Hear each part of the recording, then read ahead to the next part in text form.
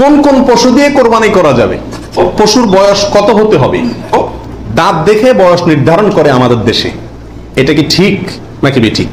কয়দিন পর্যন্ত কোরবানি করা যায়? কোন সময় থেকে কোরবানি করা যাবে? রাতে কি কোরবানি করা যাবে?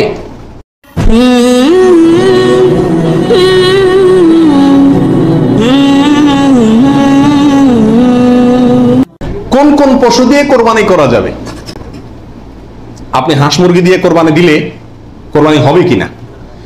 এর উত্তর হলো, বড় পশুর ভিতরে 3 ধরনের পশু আর ছোট পশুর ভিতরে 3 ধরনের পশু, এগুলো দিয়ে কি করা যাবে? কোরবানি দেওয়া যাবে। বড় পশুর ভিতরে কোরবানি দিতে পারবেন উট, গরু, মহিষ, এগুলো দিয়ে।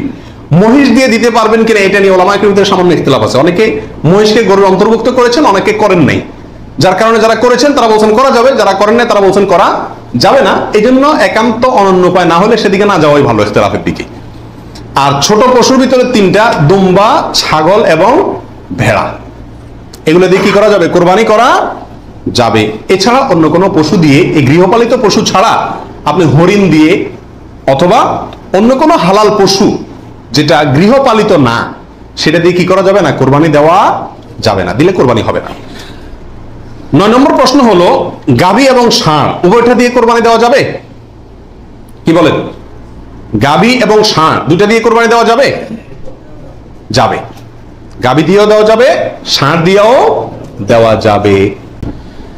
10 নম্বর প্রশ্ন হলো, পশুর বয়স কত হতে হবে? কত বছর বয়স হলে আপনি সেই পশু দিয়ে কি করতে পারবেন? কোরবানি দিতে পারবেন। এর উত্তর হলো, পশু যদি হয় সবচেয়ে বড় পশু অর্থাৎ উট, তাহলে সেক্ষেত্রে সেটার বয়স হতে হবে কমপক্ষে 5 বছর। কত বছর? 5 বছরের নিচে যদি ওটার বয়স থাকে, ওইটা এমনি জবাই করতে খেতে পারবেন, কিন্তু কোরবানি হিসাবে কি করতে পারবেন না, জবাই করলে ওটা কোরবানি আদায় হবে না। গরু যদি হয় তাহলে সেক্ষেত্রে তার বয়স হইতে হবে কমপক্ষে 2 বছর। আর ছাগল, দুম্বা, ভেড়া এগুলো যদি হয় তাহলে তার বয়স হইতে হবে কমপক্ষে 1 বছর। তাহলে ছোট পশুগুলা 1 বছর, গরু 2 বছর, ওট 5 বছর। ছোট পশুর মধ্যে আবার দুম্বা, ভেড়া এগুলো যদি 6 মাসের বয়স, 7 মাস, 8 মাসের বয়সেরটা দেখতে 1 বছরটার মতো বড় দেখা যায় তাহলে চলবে, কিন্তু ছাগলের ক্ষেত্রে পরিপূর্ণ কি হইতে হবে? 1 বছর হওয়া লাগবে। 11 নম্বর প্রশ্ন হলো, দাঁত দেখে বয়স নির্ধারণ করে আমাদের দেশে। এটা কি ঠিক নাকি বেঠিক?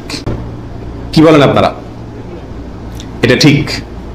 কারণ হলো, পশু বিশেষজ্ঞ যারা আছেন, পশু সম্পর্কে যারা ভালো বুঝেন, পশু লালন পালনে যারা দক্ষ, অভিজ্ঞ, তারা পশুর গালের ভেতরকার বিশেষ ধরনের দাঁত যখন একটা বের হয় তখন বুঝেন এটা 1 বছর হয়েছে, 2টা বের হলে বুঝেন 2 বছর হয়েছে, এবং এটা অভিজ্ঞতা দ্বারা মোটামুটি প্রমাণিত, প্রতিষ্ঠিত। যার কারণে ওইটার উপরে নির্ভর করে বছর নির্ধারণ করা, নির্ণয় করা কি আছে? সঠিক। তবে কোন পশু যদি নিশ্চিতভাবে জানা যায় তার বয়স 1 বছর, 2 বছর বা যেই পরিমাণ বয়স হওয়া দরকার সেই পরিমাণ বয়স হয়েছে কিন্তু দাঁত উঠে নাই, তবুও সেটা দিয়ে কি দেওয়া যাবে? কোরবানি দেওয়া যাবে। দাঁতটা মেইন না, মেইন হলো বয়সটা ওই পরিমাণ হয়েছে কিনা। ওই বয়সে হওয়ার পরও কি থাকতে পারে? দাঁত নাও থাকতে পারে। কয়দিন পর্যন্ত কোরবানি করা যায়?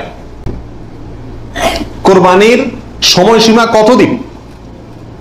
এর উত্তর হলো, এক্ষেত্রে ওলামায়ে কেরামের 2টি মত আছে। অনেক ওলামায়ে কেরামের মতে কোরবানি করা যায় ঈদের দিন, জিলহজের 10 তারিখ, আর 11 এবং 12 এই 3 দিন।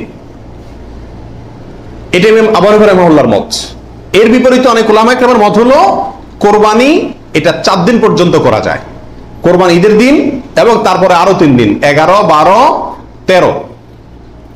যুক্তি হলো যে আইয়ামে তাশরিক, এক হাদিসে আসছে একেবারে সুস্পষ্ট ভাবেই যে আইয়ামে তাশরিক এই দিনগুলা সবগুলাই হলো জবাই করার দিন, অর্থাৎ কোরবানি করার দিন। সেহেতু আইয়ামে তাশরিক হলো ঈদের দিন, ঈদের পরে আরো 3 দিন, অর্থাৎ 13 তারিখ, চাঁদের 13 তারিখের সন্ধ্যার আগ পর্যন্ত। এ হলো কোরবানির দিন। তবে কোরবানি প্রথম দিন ঈদের নামাজের পরপরই করা বেশি উত্তম, এতে কোনো সন্দেহ বা ইখতিলাফ কারোর নাই। এবারে সারা দুনিয়ার উলামায়ে কেরাম একমত। কারণ নবী আলাইহিস সালাম ঈদের দিন, ঈদের নামাজের পরপরই সাধারণত কি করতেন? কোরবানি করতেন। দ্বিতীয়, তৃতীয় দিনে তিনি নিতেন না।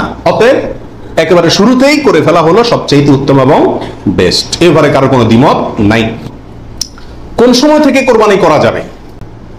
উত্তর হলো, ঈদের নামাজ যখন পড়া হবে, যেই এলাকাতে গরুটা জবাই হবে ওই এলাকাতে যখন ঈদের নামাজ শেষ হবে, ঈদের নামাজ শেষ হওয়ার পরপরই কি করা যাবে? কোরবানি করা যাবে। আরেক এলাকাতে ঈদের নামাজ শেষ হয়েছে, সেজন্য আপনার এলাকাতে আপনি কি করবেন না?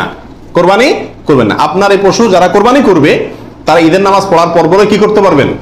কোরবানি করতে পারবেন। এ হলো কোরবানির সময়। রাতে কি কোরবানি করা যাবে? এই প্রশ্নের উত্তর হলো, রাতে কোরবানি করাকে ওলামায়ে কেরাম মাকরুহ বা অপছন্দনীয় বলেছেন। তার কারণ হলো, কোরবানি একটা আল্লাহর গুরুত্বপূর্ণ বিধান। এখানে পশুর রগ নির্দিষ্ট সংখ্যায় নির্দিষ্ট রগগুলো কাটা যেতে হবে। রাতে করলে অন্ধকারে সেগুলো কম বেশ হয়ে যেতে পারে, এই আশঙ্কায় দিনের বেলায় করা উত্তম এবং রাতের বেলায় মাকরুহ বলেছেন।